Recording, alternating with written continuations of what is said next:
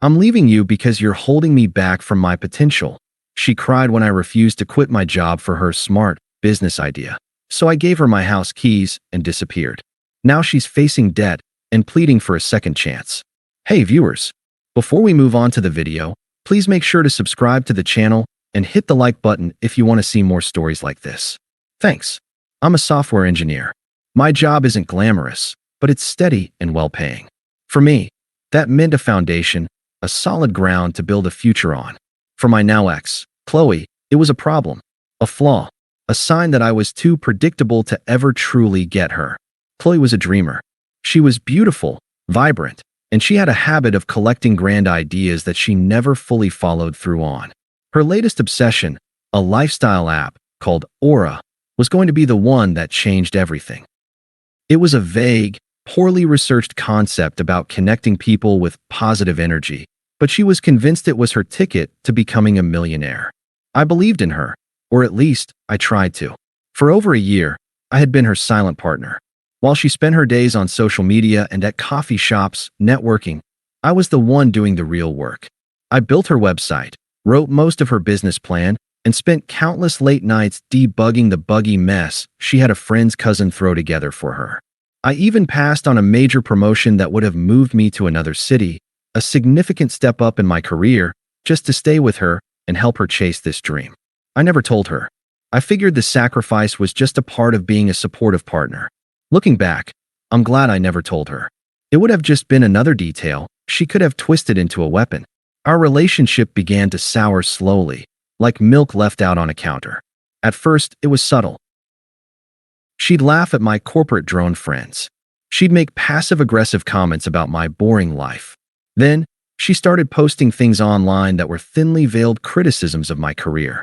One post, which still sticks in my memory, was a photo of her surrounded by her creative friends with a caption that read, "So glad I'm surrounded by people who understand what it means to take risks, not just play it safe."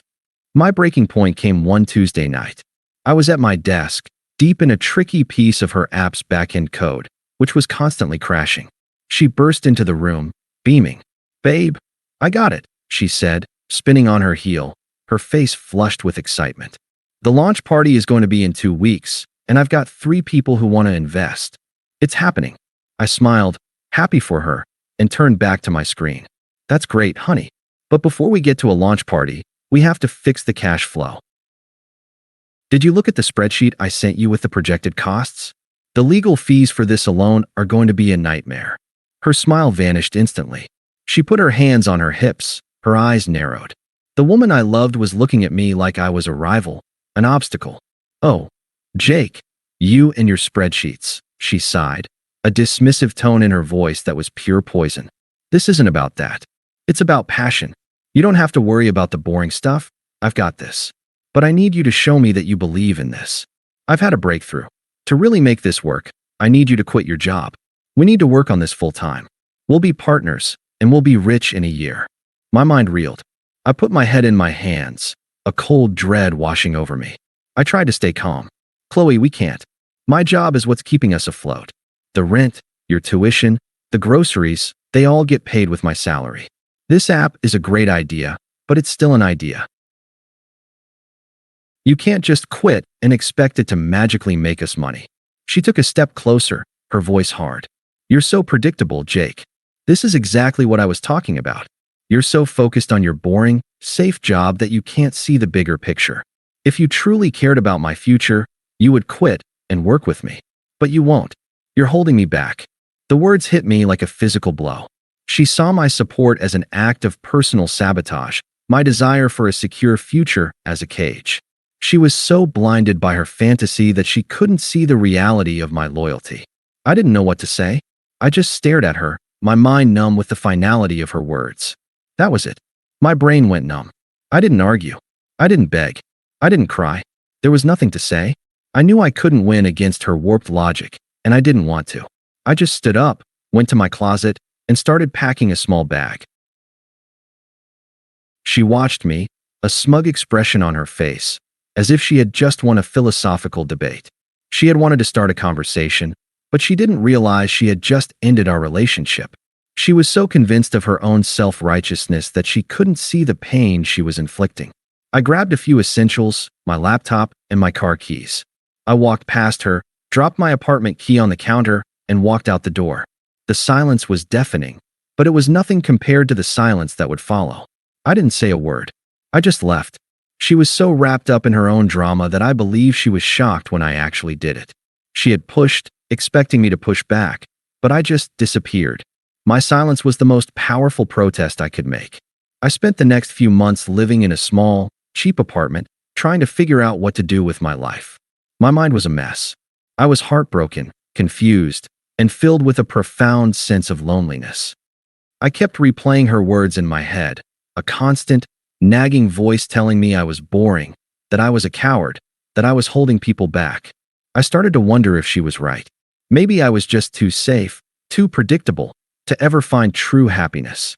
It took a long time, but I started to shift my focus. I stopped letting her voice in my head tell me I was boring and started to find joy in the things that were truly mine. I started focusing on my job, a sense of quiet ambition building in me. I took the promotion I had previously passed on and started working on a side hustle, something I'd been wanting to do for a long time.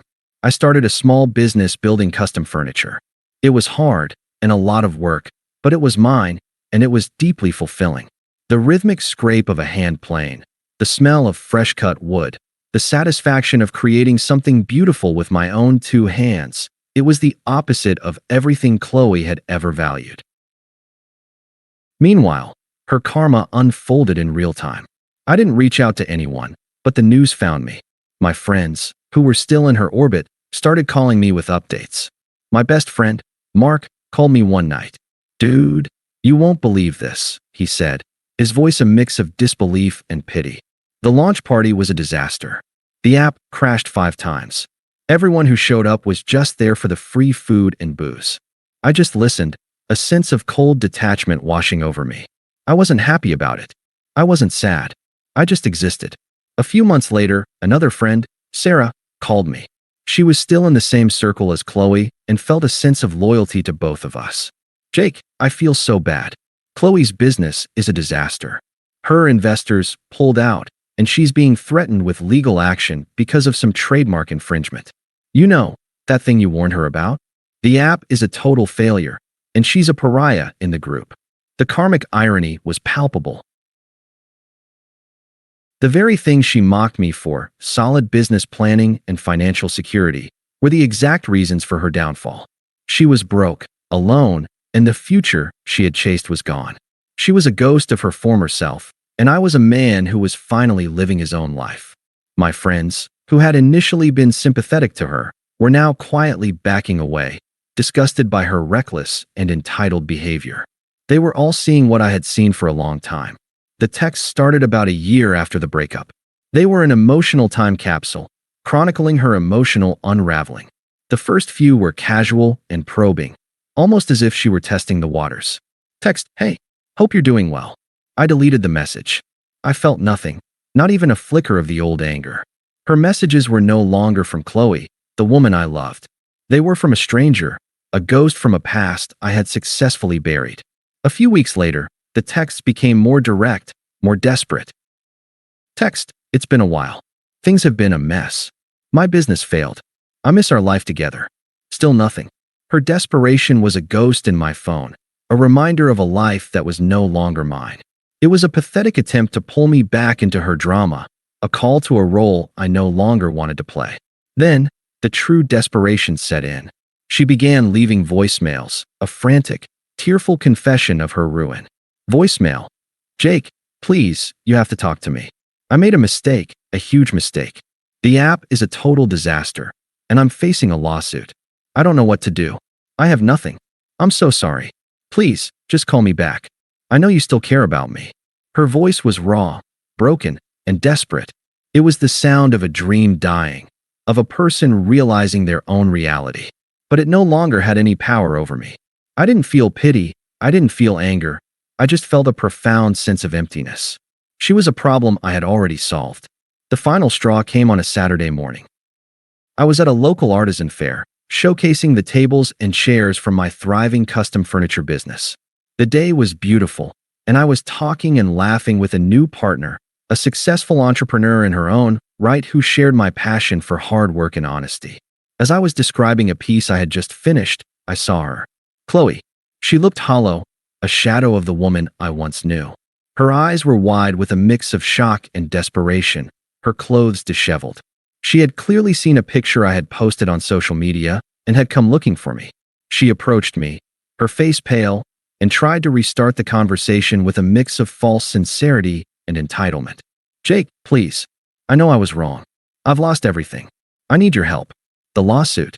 I can't afford to pay my lawyers. You're so successful now. You can do this for me. The old me would have felt pity. The new me felt nothing. I simply looked at her, then at my new partner, then at the table filled with my creations, and back at her. The contrast was stark. She was staring at the man she left, and I was staring at a ghost of my past. I remember you said I didn't care about your future, I said, my voice calm, firm, and completely detached. You were wrong. I just cared about it responsibly. My future is what I have now, because of my choices. Your future is what you have because of yours. The stability you mocked is what I used to build this business and this life. I'm happy now, and I'm with someone who actually supports my ambitions. I wish you the best, but I can't help you. I turned back to my partner, a small smile on my face, and left Qley to stare at the thriving, stable life she threw away.